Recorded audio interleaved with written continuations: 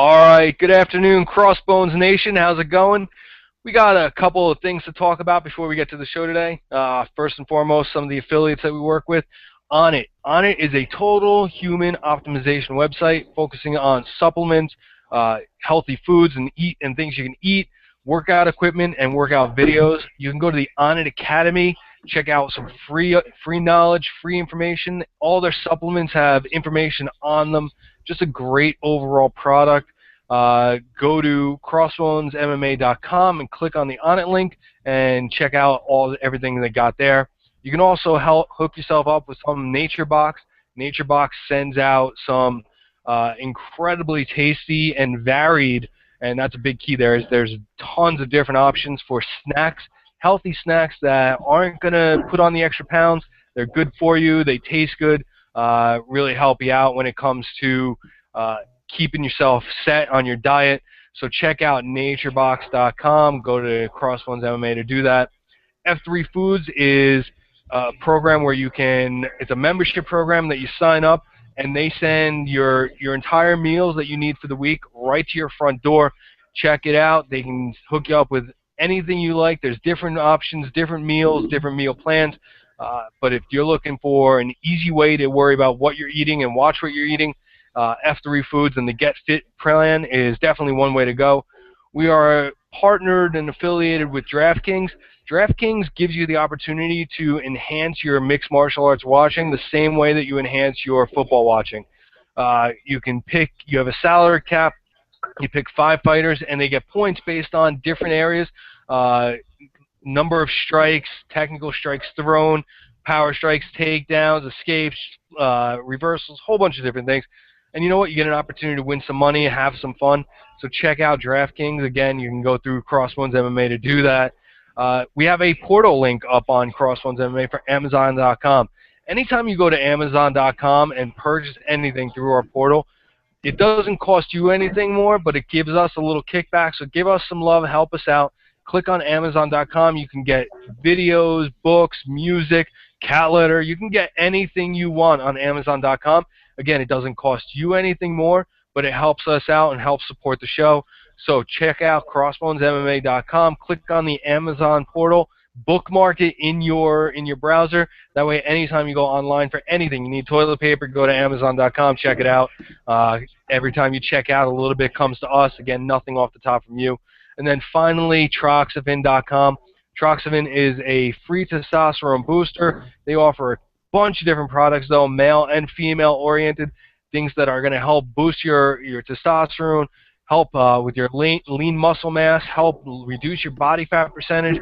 All these things can be found on the CrossBones MMA store and affiliate page, as well as various banners throughout the show, or throughout the website, excuse me. But we got a bunch of things to talk about today. We got Anderson Silva is rumored to have failed one of his follow-up drug tests, but we're going to talk about that. We had Bellator last night. We're going to talk about Bellator results. Also talk about how Bellator is using some of the big names from the old days to bring eyes to their new shows. 3 guys missed weight yesterday. This is getting a little out of control. And, of course, we have a fight tonight, and I'm sure that we're going to talk about some other topics as well. But let's not waste any more time. Let's get right to the show. All right, so we got Eddie Law here with us in the house today. Me and Eddie rocking 5 rounds here. Eddie, how's it going over there, man? Pretty good, feeling good. Had a nice night of sleep. Weather's good. It's honestly, out here in Arizona, it's fucking beautiful, man.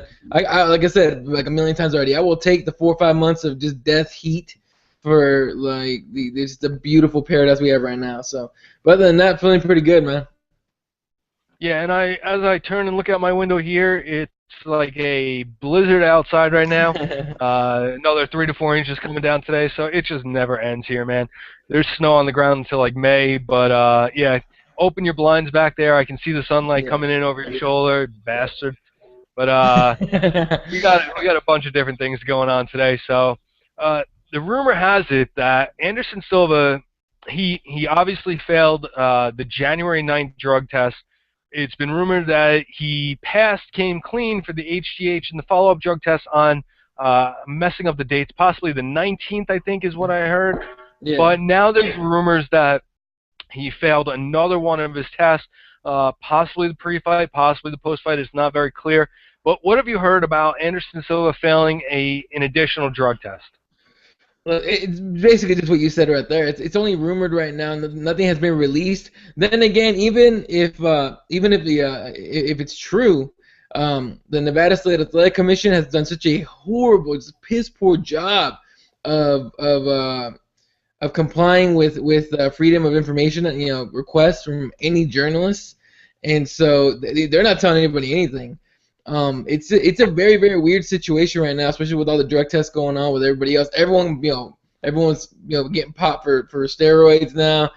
Some people for weed, but that doesn't really matter for combat sport.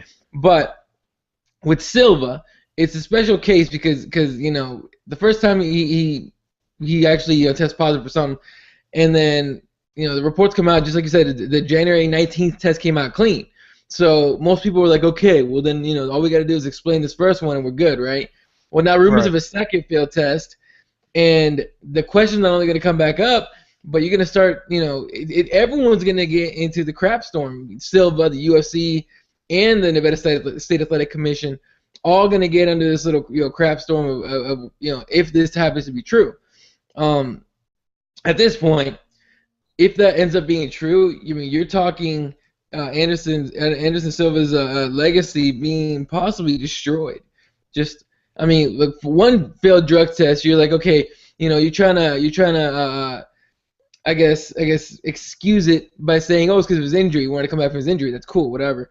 But a second one, that right there is just like my reaction when I heard of it, I was just like, damn. Really, damn. Like that would just. I don't know. That would destroy him, and you can imagine Nick Pilecki was probably in tears somewhere when he heard that one. Oh, I'm sure. So, but yeah. Yeah. So as we talked about with his previous failure, they really haven't come out and tried to explain it other than to just say I didn't do it. But it's interesting to see how this is going to happen. And something that somebody asked me was this his B test that failed? Could that be the additional failure that we're looking at? Is that a possibility of the reported second failure? From what I saw, it wasn't, because all accounts saying that Silva's team, whatever they call it now, haven't requested that B sample even be tested yet, or even results of that test. So that's the official story, right? They didn't request a test on the B sample, but I could see that being completely true. I could see it being the B sample coming back positive, and but that's one thing. When I read that Silva's people don't want his second test to be tested, the B sample, I thought it's because they know it's gonna come out, it's gonna come out positive. So like I said, it's a whole weird situation, man. It could be, but as far as the official story, that B sample has not been tested yet. So I guess logic would say it's a completely different test. Yeah, and realistically, why would they have his B sample tested? The one drug, I'm not sure. I can't think of the name of it off the top of my head because I don't talk in science speak all the time. But the one drug that he failed for is an outside product. It doesn't exist in your body naturally. So it's not that maybe it was a pituitary thing and it enhanced, or this is something that had to be introduced into his system, and that's the problem with that test. If they do the B test, it's still gonna be there. It's not like they can say, well, somebody spilt something in it. This is still gonna exist in his system, and it's only gonna confirm that he was guilty. I can't see them going out of their way to do something to make that happen. So, by all accounts, their B test being tested is, to me, just silliness. It makes no sense at all. But now talking about a second drug test failure, it'll be very interesting to see, A, if it comes to light, B, if it comes to light before this upcoming week. The 17th, I believe, is the hearing in front of the Nevada State Athletic Commission. So it'll be very interesting to see what gets said there, what comes out in the next couple of days prior to that, to see if there's any truth to it. And I'm curious as to what they're going to present at the 17th meeting with the Nevada State Athletic Commission, meaning both sides. The commission, I'd like to see what they're going to produce and how they're going to pursue it. And I'm going to be interested to see how Silva's people handle this as well.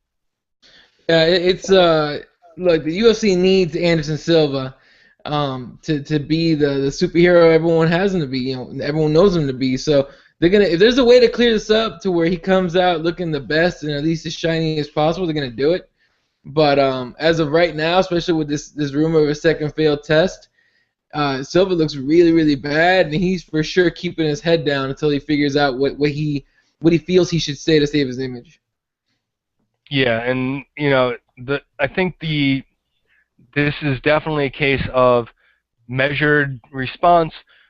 You don't want to just talk for the sake of talking, because that, especially if it's a situation where you're telling I don't want to say maybe lies, but you're exaggerating the truth, telling untruths. You can trick yourself up and make it, create a slippery slope for you to have to try to climb out of. If again, further things come out that just add on to the negativity and the negative things that it seems have already been there. But we did have an event last night. Unfortunately, I didn't get an opportunity to watch it. From what I'm being told, unfortunately, you did get a chance to watch some of it. But that was the Bellator event. What happened last night? Tell me about the fights. All right, so first of all, I got a beef to pick with Bellator, and it's been growing forever. First of all, last night Bellator 133 from Fresno, California. We're talking the West Coast, right? It even says Bellator 1. It's like hashtag Bellator 133 live or Bellator live, some garbage on the corner of the TV. It goes live on the East Coast. I have to wait like 3 hours or whatever after it starts on the East Coast for it to start in the West Coast. What kind of garbage is that? Okay, the event's going down in freaking California. I'm in Arizona, one state over. They're skipping all the way to the freaking East Coast. You know what I mean? To start it early. So that part pisses me off, which is why I don't watch Bellator events. And I get a lot of shit from people who are like, "Oh, you only talk UFC, you only talk World Series of Fighting and Titan and all that." I'm like, well, yeah, those actually go live. They're actually on when they say they're going to be on. Bellator waits freaking forever. So that's the one thing I have with Bellator. So, like I said on Twitter, I was like, I'm not going to be watching the card tonight. Let me know if there's anything good, any good fights that are worth watching, and I will I will look them up later on or whatever. So I was following Twitter the whole night, and I just kept hearing, like, that was a terrible fight, that was a terrible fight, that was a terrible fight. I did hear there was a couple finishes in the undercards, and then in the main card there was 2 finishes, and the first one being a kind of a lackluster 3rd round TKO. Excuse me, as Chris Honeycutt defeated Clayton McFarlane. That, from what I actually watched a little bit of that fight, it was a lot of wrestling, which is cool, whatever. But Honeycutt, I mean, he dominated his McFarlane kiss. It wasn't a big deal. Then the one female fight on the card, Julia Budd defeated Gabrielle Holloway via unanimous decision. That was a piss boring fight.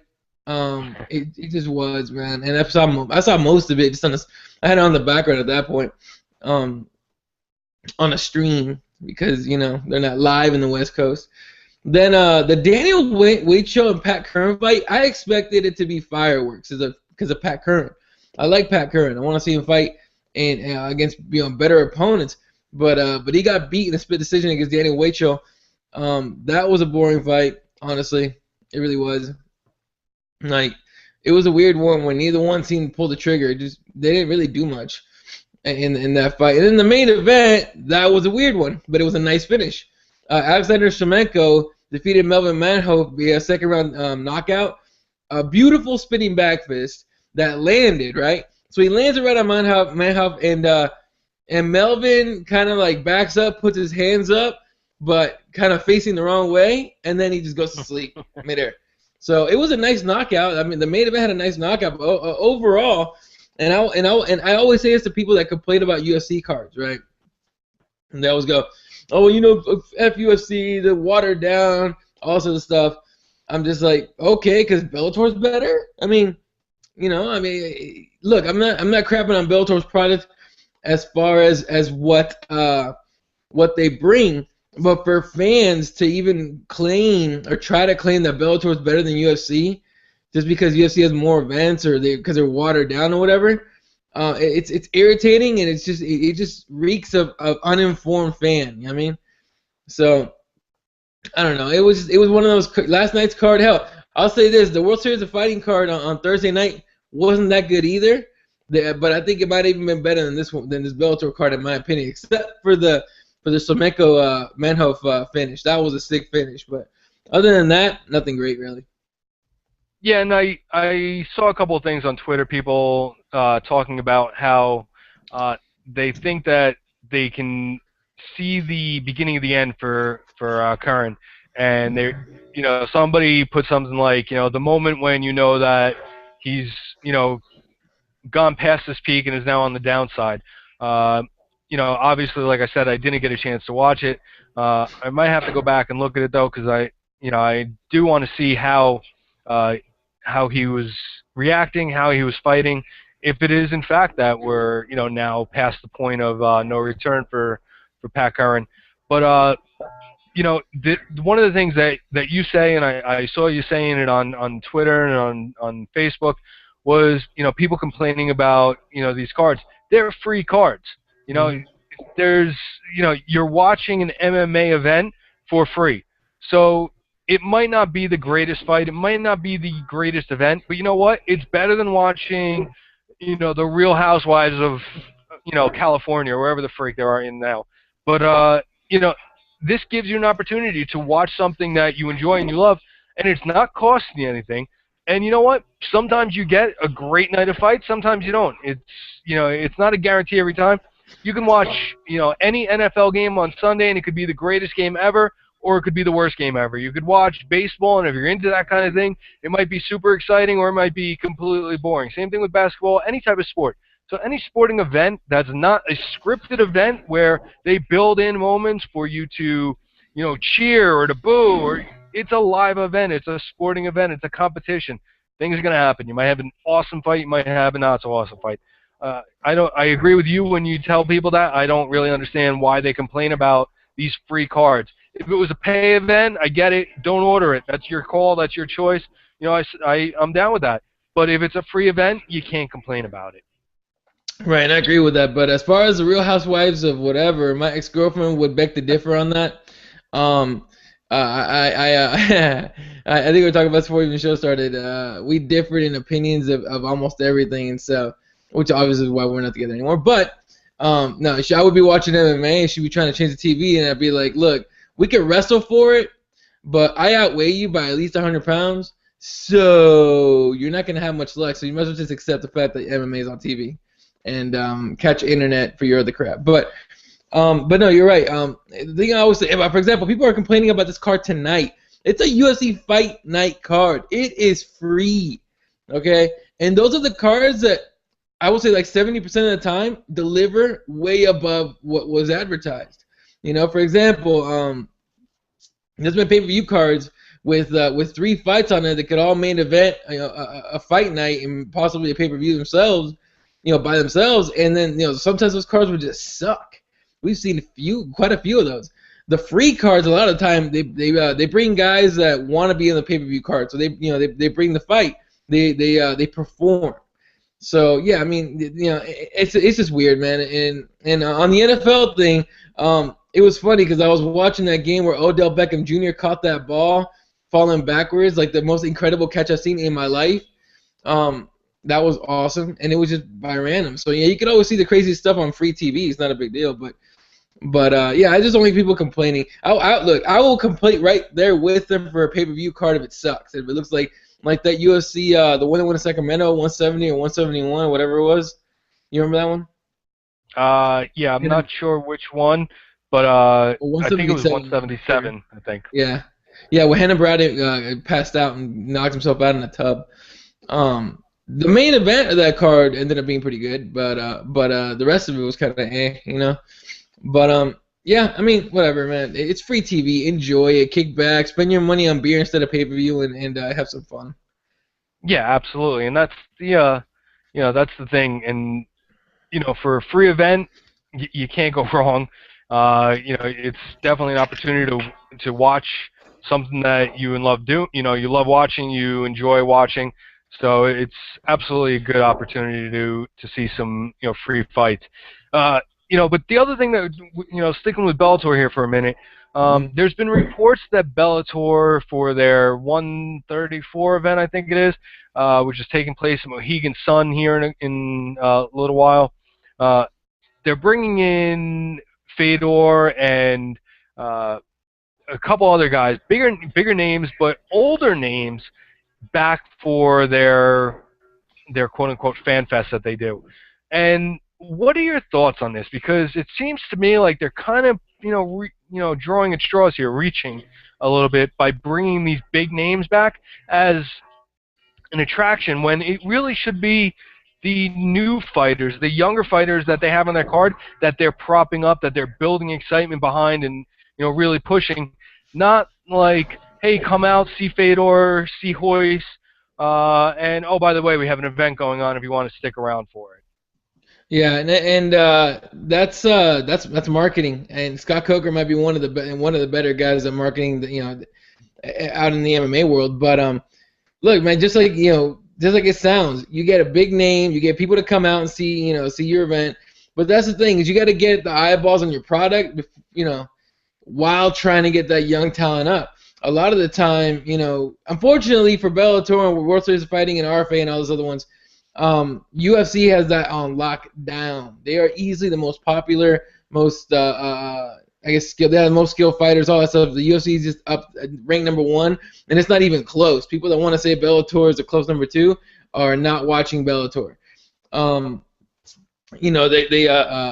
It's just, I don't know, man. It's you bring in, it's the same thing they did with, they brought in Tito Ortiz, they brought in Stephan Bonner, they just signed Kimbo Slice.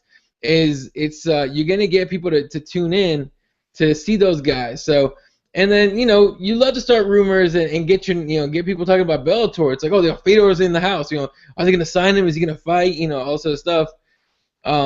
It's an interesting thing to talk about. It's just nice to get fighters to come out and take pictures and sign autographs and whatnot. But look, Coker's just clawing. He's gonna claw and he's gonna scratch and claw his way to what he can possibly, what he can put, to get as many eyeballs as they can, because that's at the end of the day, that's what they're trying to do, is get people to watch, get people to tune in, and hopefully once they get a fan base going that watches Bellator consistently, they can start promoting those younger fighters, yeah, and in my opinion, get a name of their own out there. Yeah, and I get what they're doing. And I've actually defended them on this point before, when they had the Tito and Bonner fight. But in that sense, it was a fight that they were promoting, that they were headlining their event and bringing eyes to their event that way, in order to highlight and bring eyes to some of their younger fighters. For them to have guys like Fedor, show up to fan fests and events that aren't the fight, I think they're pulling attention away from fighters that they could be promoting and could be, pushing and trying to get more in the public eye. Because let's face it, if you go to this event and Fedor's standing to your right and there's another guy that's standing to your left that is fighting on the undercard, or maybe even on the main card, but you don't really know much about him, you're going to go over to Fedor. You're not going to stop and talk with this guy, try to get his autograph. But if you're pushing the event where all other fighters are there, and you don't have one or two guys that are stealing the show from everybody, it's a bigger opportunity in my eyes to really prop up and build up these young guys, these young rising stars in your division, as opposed to guys that are have blatantly told you they're not coming back to MMA. And that's the other thing is, did Fedor ever fight for Bellator previously? No, he fought for Strikeforce, which at the time was headed by Scott Coker. So that's where Right. that's where people make the connection. Right. So he's he's doing this as a favor to Scott. He's not doing this as out of loyalty for an organization. He's literally just showing up to, because his buddy asked him to. And again, it's Scott trying to leverage, Feder's popularity and his mystique to bring people out to his shows. But I don't know, it just comes across to me kind of contrived, kind of cheesy, and I'd rather see him really push, because he's a great promoter. He's clearly knows what he's doing, but I'd like to see him get behind his younger fighters more than the other guys. You know what I mean? Yeah, and look, man, just like and we discussed this a million times before. We're always hoping that Bellator and World Series of Fighting and all these smaller promotions will begin to build up those younger guys and those younger ladies, those younger fighters, to become names under their banner. That's how you could possibly find a way to compete with the UFC. But at the end, those younger guys and gals are likely going to want to leave for the UFC. Unless Bellator can somehow start paying them more, which I obviously don't see happening. Even though the UFC doesn't pay that well either, but they're out on pay-per-view, they're out on the Fox networks and all that. But yeah, I totally I agree with you. I'm tired of the same old names. I mean, I can only watch Dan Henderson fight and get knocked out so many times where I get tired of seeing the guy get knocked out. People were talking about Melvin Manhoef yesterday getting knocked out, and people just immediately call for his retirement. Pat Curran, same thing. He's on the down slope or whatever of his career. So you always want to see younger guys come in. You always want to see them find somebody that's going to be that next star in MMA. The way the UFC did it with Conor McGregor, I mean, people yell at him. They would literally yell at Dana White on Twitter and Joe Silva and everybody else about sign this Irish guy. He's really, really good. And then finally they met him and they signed him right away because they recognized that he was good. So it's I don't know. It's I want to be in that world. You ever get I don't know about you, but I always get curious about being in that world of being like a talent scout for an MMA organization, right? Because I've gone to local promotions here in Arizona where I see a couple of guys, I'm like, that guy could fight. And then you'll see another guy beat the crap out of somebody, and I'm like, that guy would get murdered against a real fighter. And a few years later, I ended up seeing him on Bellator or on World Series of Fighting, but it took years to get there. So I would love to just meet an MMA scout for any organization and just pick their brain and find out what they're looking for these young fighters so they can start bringing them in. But yeah, definitely we want some young blood, man, some new stars to get behind, and maybe you get that once in a lifetime star like an Anderson Silva or like a Fedor, even though there probably won't be another one like him. But it'd be nice to get some new talent for sure. Yeah, definitely. And to your point, I know exactly what you're talking about. I had actually spoken and been in talks with a promotion about doing matchmaking for them, but unfortunately I didn't have the ability to travel and do all the things that they were really hoping for, in the locality where they were looking for. So, but I know exactly what you're talking about in that sense. But now here's another concern that I have, and point of view that I want to bring this to you from with the whole Bellator thing before we drop it, and that is how many newer fans, like in the last 2 years, 3 years, during more of the quick build that we saw here, how many of them really know who Fedor is? How many of them have ever watched a Fedor fight? You're really going back to fans that have been watching it for years, which is great because you're talking about hardcore fans, loyal fans, but you're kind of alienating some of the newer fans that you're trying to prospect and bring in as well. And to me, this is another aspect of where we saw the beginning. We watched the Forrest Griffin Stephen Bonner fight. We watched Hell, I watched the Hoist Gracie Ken Shamrock fight. I watched Hoist win UFC 1. So these guys got built, and I built brand loyalty, and I built brand recognition, and I became fans of guys. I saw, GSP's first fight in the UFC. I saw, Matt Hughes' first fight in the UFC. I saw all these guys grow and come up, and these were the guys that I was attaching my loyalties to. Not where you're, coming in and, oh, that guy used to be really great. I'm a fan of his now. A fan of his for what? If he's not coming back, more power to him. I wish him well. He's got a great position as the ambassador for mixed martial arts in Russia. He's like the head of like some kind of athletic department in Russia. And he's earned that position. He's earned that right to say I'm done fighting. And I hope he does great things with it. But if he's done, let's be done with him. Let's move on from him and, really get behind the young guys and start letting them build a following, start letting them be the names that we learn and the names that we know, not continuously dragging from the past. It would be like, if Joe DiMaggio was still alive today and the Yankees kept bringing him out to meet and greets when Derek Jeter was first starting out.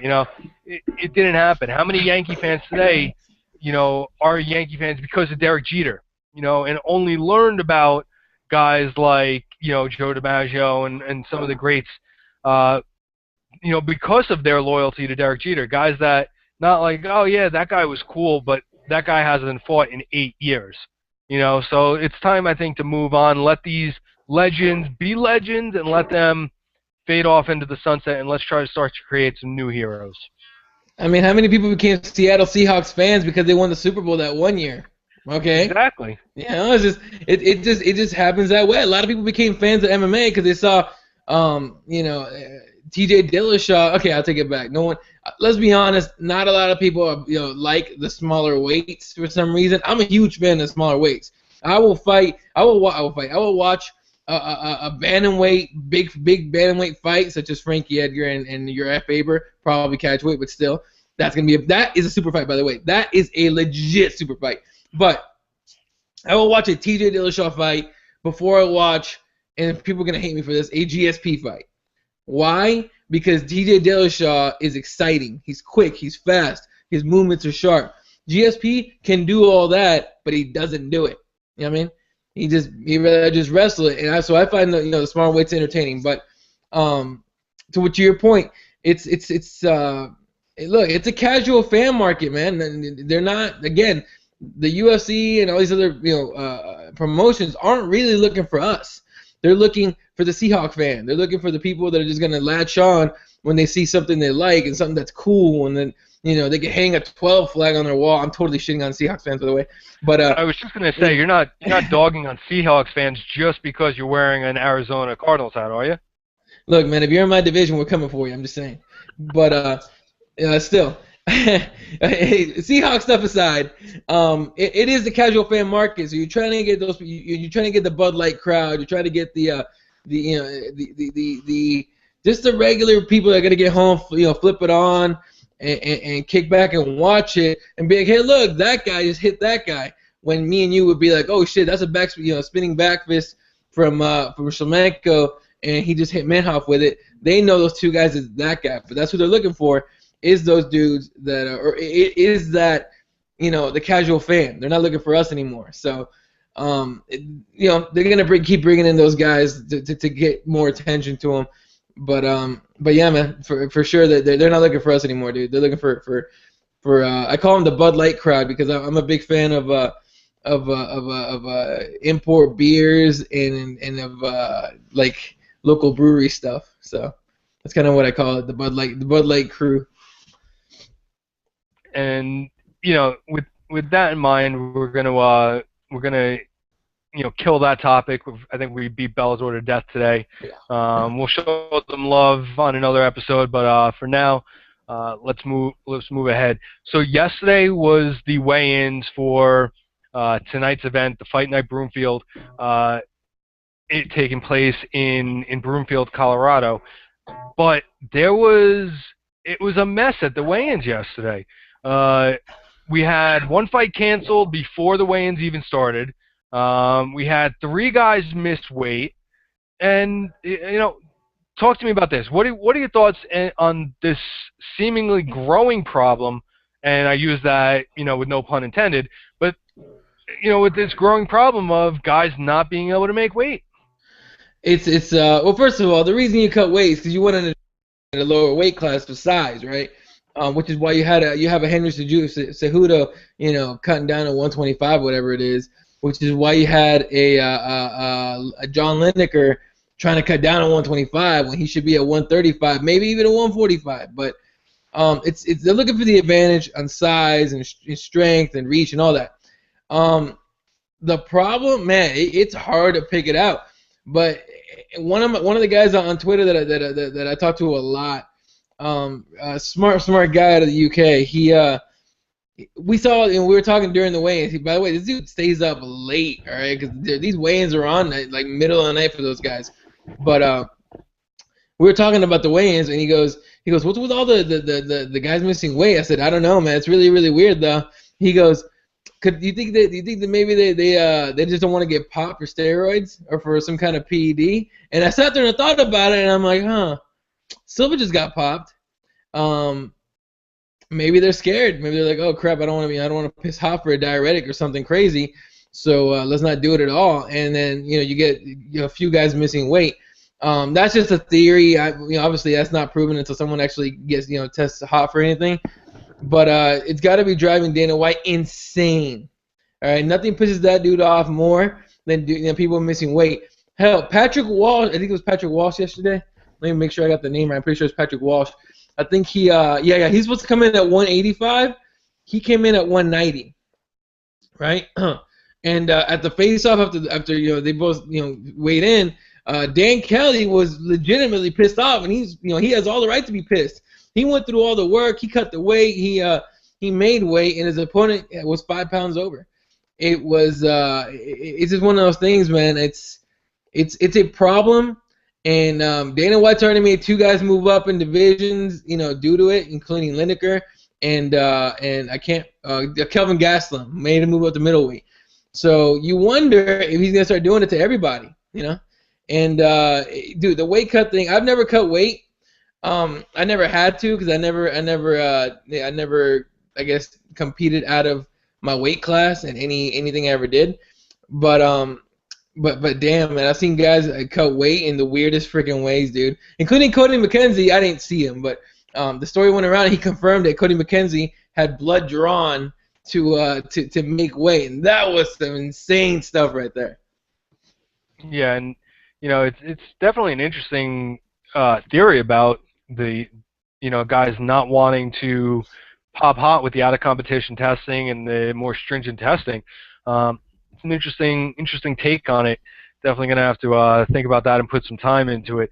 But these guys are being hired, quote unquote hired. They're being contracted to fight at certain weights, to fight at a professional level, and they're not doing it. This is becoming more of a norm than it ever has in the past. In the past, if a guy missed weight, it was huge news. Somebody didn't make weight. Now it seems that at least one person at each event is not making weight. And I'm sure, like you said, this has got to be driving Dana out of his mind. I'm sure it's driving all the UFC brass up a wall. So it's going to be very interesting to see how they address this again moving forward with, again, another mess of a weigh-in. But that weigh-in is for tonight's event. So let's touch on tonight's event. I think you pulled some magic out of your hat before and did a screen share and pulled up the fight card as we were watching. So let's see if we can make that happen again here.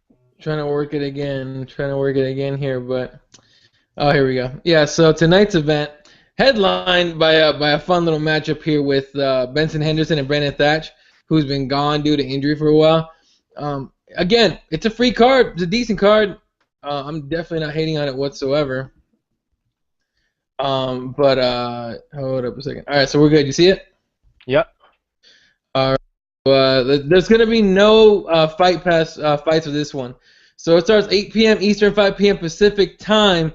And I don't know if you heard this, but I heard during the I think during the weigh-ins, this first fight, Cody Fister, someone said his nickname was Big, so it was Cody Big Fister, which immediately brought out as many jokes as I could think of immediately, all dirty, of course. But he's taking on James Muntasri, who, because of his nickname, I thought would be moonwalking at the weigh-ins. He didn't, but whatever.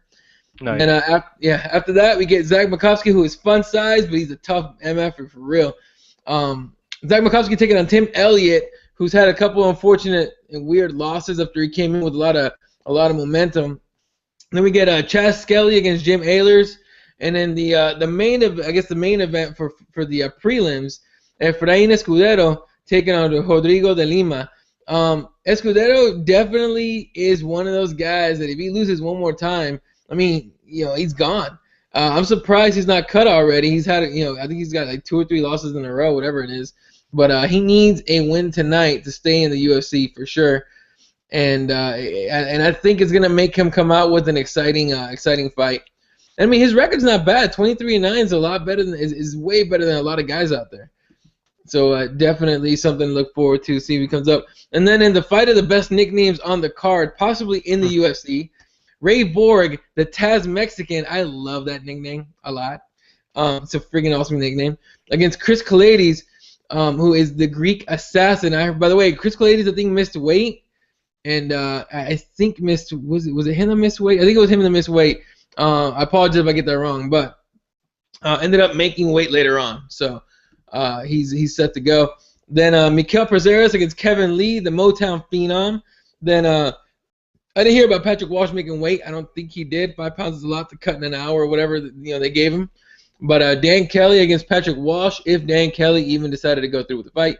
Then Neil Magny in a fun fight, by the way. Neil Magny against Kichi Kunimoto, 2 guys that are actually pretty damn big for the 170 division.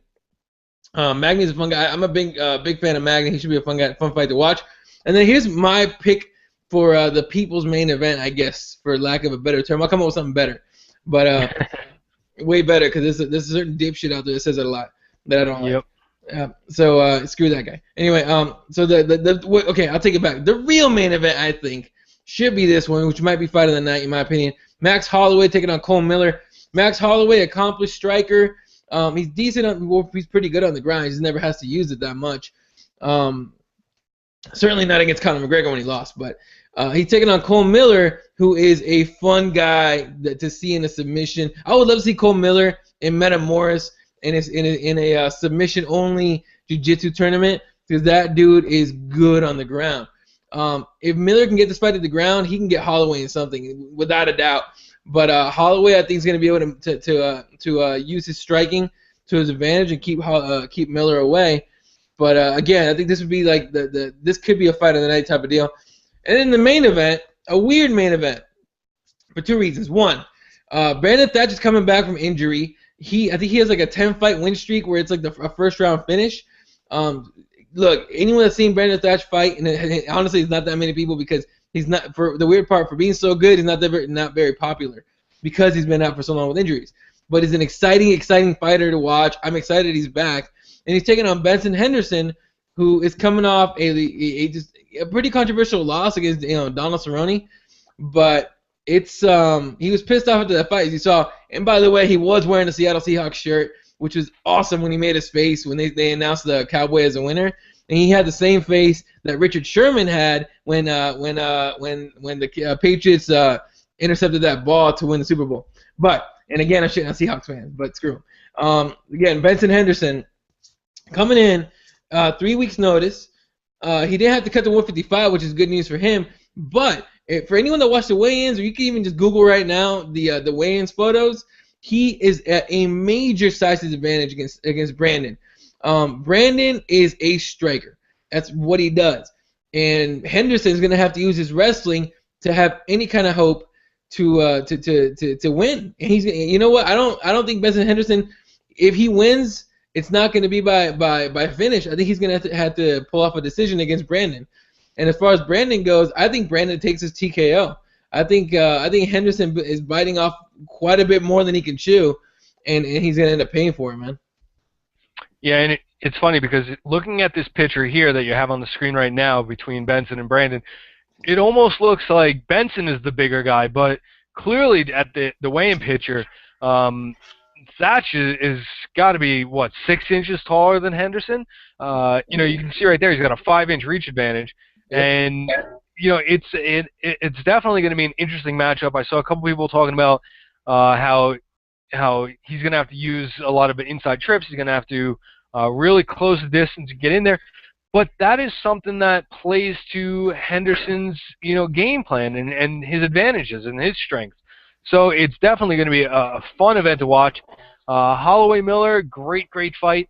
And, you know, to go off on a tangent here, how about Miller Lozon in a Metamoris match? That would be that would be legit. Match. Yeah, that would be pretty so legit, man. I would love to watch that. And Magny, you know, is on a 5-fight win streak right now. And what we could possibly see is a guy win a 6th fight in a row and still be out of the top 10 in his weight class, in his weight division. You know, and that's something that is very hard. But then again, look at Brandon Thatch. We're looking at the same thing with him. He's not ranked right now, and you know, so it's definitely an opportunity here for him to step up. But there's fights on this card that have potential to be, you know, very good fights, to be a lot of fun to watch. And there's fights on this card that, you know, are filler, so to speak. You know, and it's not taken away from the fighters. It's, you know, possibly just, you know, they're not ready to be at the level they're at. But this is definitely a card that I'm interested in watching, interested in seeing, and I will be tuning in tonight. This is mine and my wife's Valentine's evening right here. Yeah, man. This is gonna be my Valentine's evening tonight. It's gonna be a basket of hot wings and a couple beers and my television. And if my nephew decides to come over and watch fights, that's fine too. I don't care. Listen, you spend a lot of time going to Buffalo Wild Wings to watch the fights, and I told you many times in the past that they don't have one here. Well, they just opened one recently here, so I went up and I grabbed some wings last time for last fight, and they were good, man. I'm digging it. So Buffalo Wild Wings, if you're out there, you know, feel free to throw some support behind CrossBones MMA. Eddie Law is constantly, you know, broadcasting from your locations because you guys broadcast the fights and have a great opportunity here to show support to people that support you. So feel free to throw some support our way. But you know, it's going to be, like I said, a fun night of cards, all joking aside, or a fun night of fights, all joking aside. But one of my large John Jones-esque cats here is getting pissed off at the laptop, and you know, he's like, it's time for you to pay attention to me. So, but it's going to be a fun night of fights. I'm looking forward to it, and this could definitely put a lot of guys on the map in terms of Brandon Thatch, in terms of Neil Magny, in a way that they aren't already there. Hopefully looking at ranks, so creating for them more opportunities to move up in the ranks and move closer to a belt or, you know, more headline fights. So it's definitely going to be, you know, a fun night. But that's it for our scheduled topics. But there's some other things that we could talk about and we want to talk about here. And how about the news that Reebok has recently sponsored and signed UFC strawweight Paige Van Zandt to an exclusive Reebok deal, and has overlooked certain fighters there that are champions in various divisions. In one in particular, the strawweight champion Carla Esparza, you know, saying that she feels like she's being overlooked. Does she have a real gripe here, Eddie? What do you think? Look, she has a point, man. She's earned that. She's a champion, right? And she's paid her dues. Van Zandt's very young in the pro fight game, But this is not fighting. You don't fight and then someone hands you a Reebok deal because just because you're a champion. They're trying to sell shoes, they're trying to sell clothes, they're trying to sell sports bras, panties, whatever they're doing over there. And you get a beautiful girl, it's very, very marketable that people just keep talking on Twitter about how, oh, she's hot, she's my Wednesday whatever crush, whatever they call it. And she's got a ton of popularity behind her because she is beautiful. And marketing companies don't give two craps about how good she is at fighting. It's can she sell product, can she push product. So they did sign her a deal. And as far as the marketing world, it makes sense. As far as what Carla Esparza is saying that, she's paid her dues and she's earned all these things, she's got a point too. But unfortunately, the marketing companies don't give two shits about that. And no matter how much people want to complain about it, it's kind of the way the world is. I mean, I guess the UFC lucked out, or Ronda Rousey lucked out with the fact that she's so damn good and she's super hot too at the same time, that they just, she gets all these endorsements. And look, first of all, anyone that gets an endorsement has earned it. But Van Zandt getting questioned because she's so young, hasn't fought that long, by a champion like Esparza, who has a long record of fights and is a really good fighter herself. I see her point. But here's the thing: it annoyed me when I heard about her the fact that she got upset about it. All I thought, it just brought back nightmares of Tough 20 and all the childish crap she pulled when with the other girls in the house. So it's kind of like, it's one of those things where she's just gonna have to just deal with it. Whatever at that point. Yeah, but how much is this Reebok and the UFC undercutting themselves? Should really screwing themselves over before they get anything in place with the announced Reebok deal by going out and signing these fighters to exclusive contracts? Because now what you're looking at, and I get it from Reebok's point of view, you're talking about signing marketable athletes to market your products, and that's all makes great sense business-wise. But in the UFC's eyes, what we're seeing is, they're saying, all right, fighters that are champions get X amount. Fighters that are ranked 1 to 5 get this amount. If you're 6 to 10, you get this. If you're 15 and on, you get this. Or 11 to 15, you get this, and 15 and on, you get that. Whatever.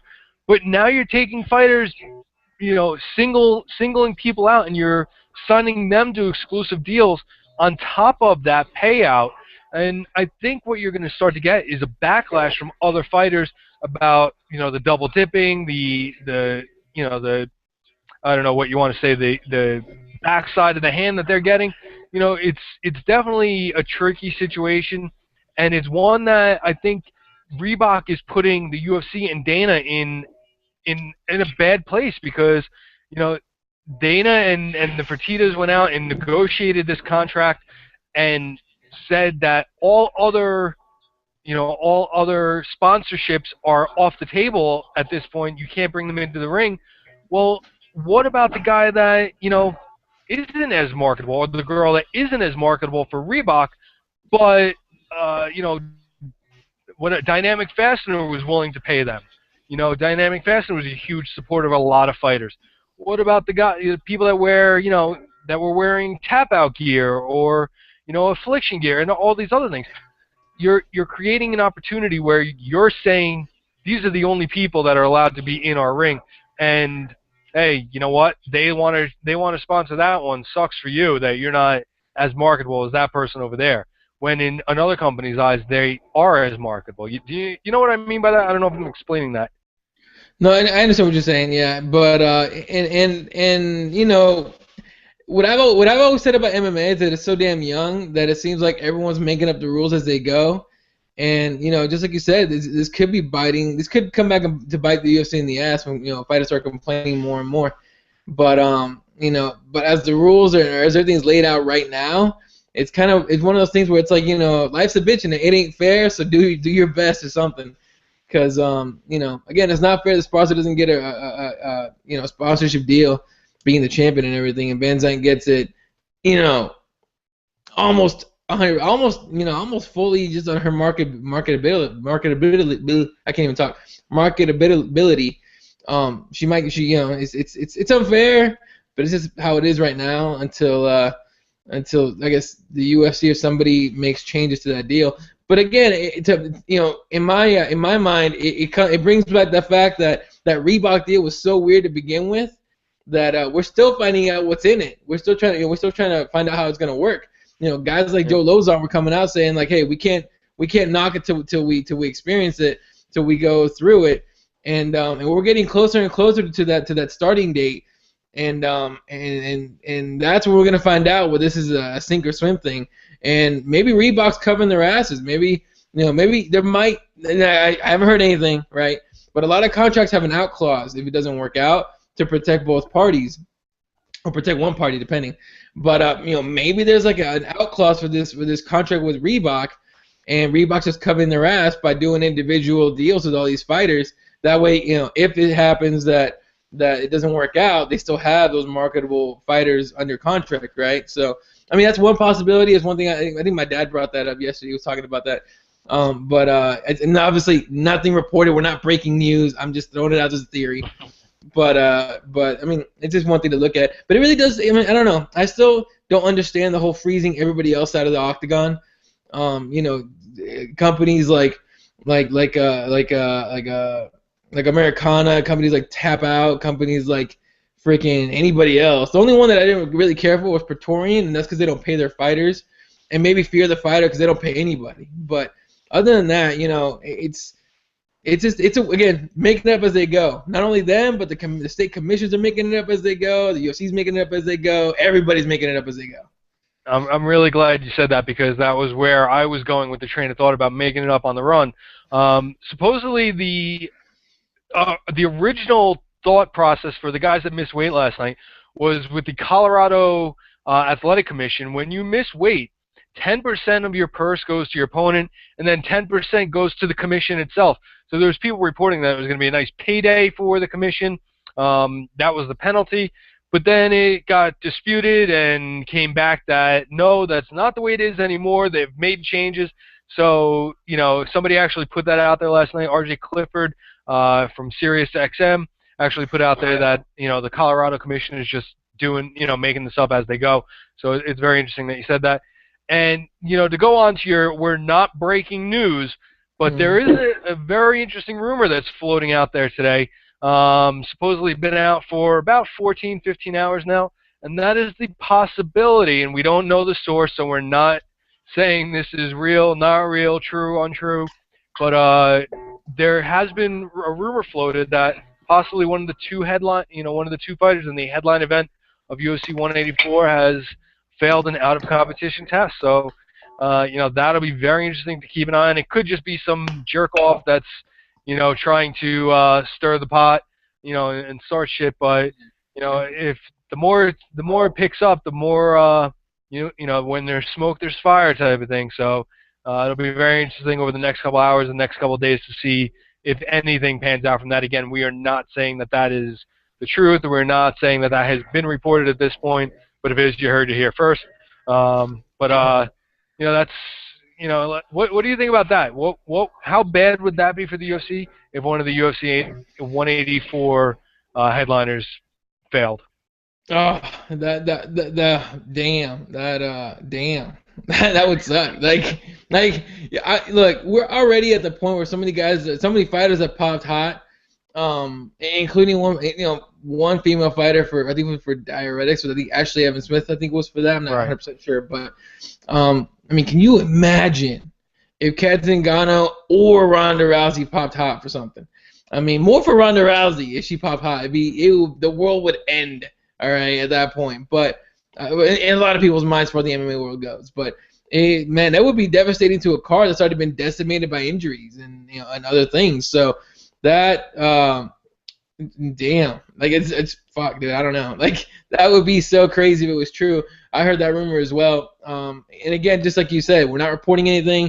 It's not 100. It's not even It's not even a theory at this point. It's just it could be somebody on the underground just pissed off at somebody and throwing shit out there just to start crap. But if it's true, and the California State Athletic Commission already randomly tests these two girls, Rhonda and Kat, already randomly tested them, said those results are going to come back pretty soon.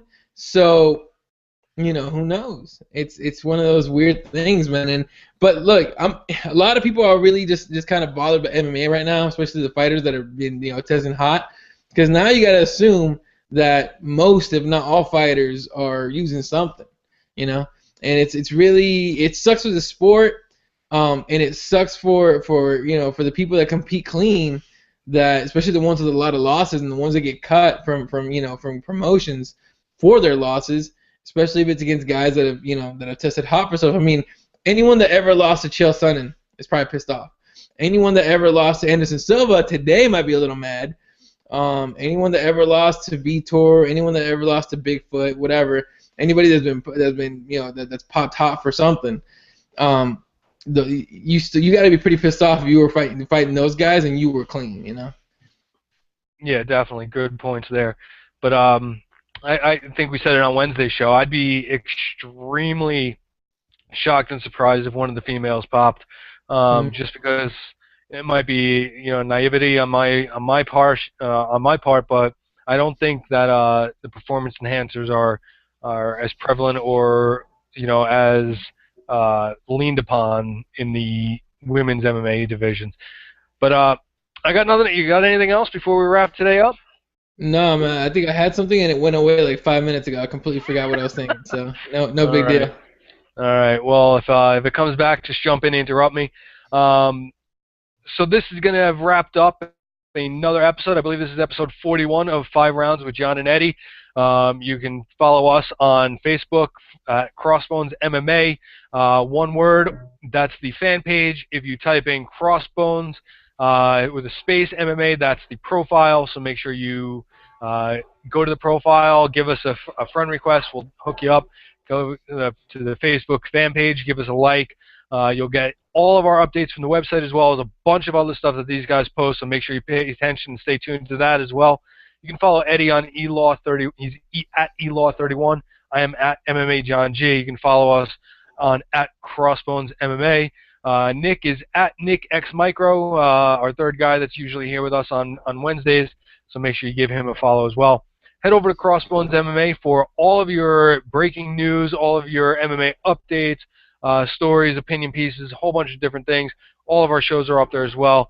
And while you're there, check out the store and affiliate page. Check out On It and Nature Box, F3 Foods, DraftKings, Amazon, and Troxman, all the guys that support us, and we try to throw support their way. And that's going to be the end of today's show. Until next week, we'll be keeping our heads up, our eyes open, and our ears to the ground, listening and keeping our all our senses ready and try to capture the biggest stories in mixed martial arts to bring to you.